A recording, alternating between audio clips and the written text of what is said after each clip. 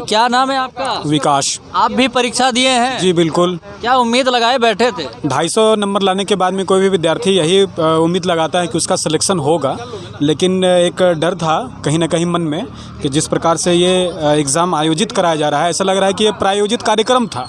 आप देखिए कि इतने सारे सेंटर, एक जमशेदपुर जैसे छोटे से डिस्ट्रिक्ट में 100 सेंटर बनता है और जहां पूरी तरह से टाइट व्यवस्था के साथ में एग्ज़ाम लिया जाता है और 100 रिजल्ट भी नहीं निकलता है। साहेबगंज जैसे, लोहरदगा जैसे, लातेहार जैसे सेंटर बनता है और अब देखिए ऐसा लगता है जैसे एडमिट कार्ड है वो, ये आप पास रिजल्ट नहीं है, ये एडमिट कार्ड जैसा लग रहा है। क्या इसमें आपको क्या? बिल्कुल मैं वही बता रहा हूँ। ये तो इनकी मंशा शुरू से ऐसी थी कि जिस प्रकार से इतने सारे सेंटर बनाए गए थे, होगा ही होगा। आप इस बात को समझिए कि जहाँ से बच्चे 10th पास किए हों, बच्चे 12th पास किए हों, उसके घर के बगल का कई ऐसे अभ्यर्थी हैं कि 1 किलोमीटर या 1.5 किलोमीटर उसके वहाँ चाचा हैं, उसके वहाँ दादा हैं, दोस्त हैं, कोई ना कोई एक सॉफ्ट कॉर्नर आपको मिल ही जाएगा जो सपोर्ट करेगा, जिसका डर था लोगों का, और वही हुआ।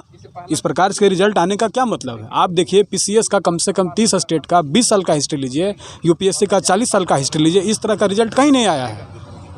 आप 4 साल 5 साल कंबाइंड करके एग्जाम लेते हैं, 250, एक तो आपका सीट कम आया, 250 आप सोचिए 252 252 सीट लाने का क्या कारण बनता है? इतना कम सीट और उसके बाद भी इतना बड़ा घोर अनियमितता का, तो फिर पढ़ने वाले विद्यार्थी जाएंगे तो जाएंगे कहाँ जाएंगे?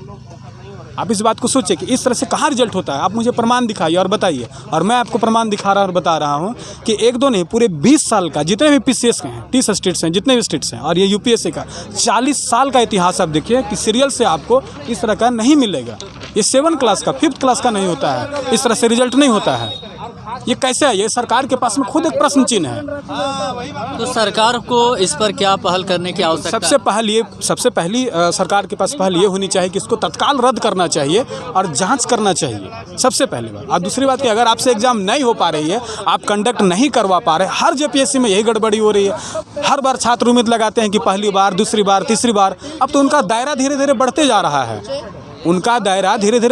रहा है। अब तो कुछ दिन के बाद पता चलेगा कि फॉर्म कब आया, नौकरी किसको मिल गया, पता भी नहीं चलेगा।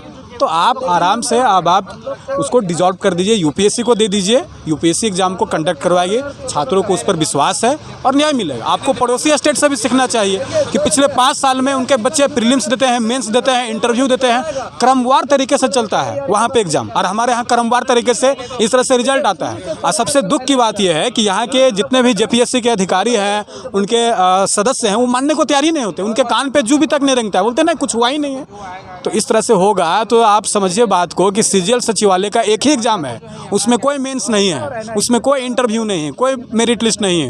वो आज एग्जाम होगा, 1 महीने के बाद रिजल्ट आएगा और तुरंत ज्वाइन करवा देंगे। वो तो स्टूडेंट को संभलने का मौका भी नहीं देंगे, वो तो सारे के सारे सीट को बेच देंगे।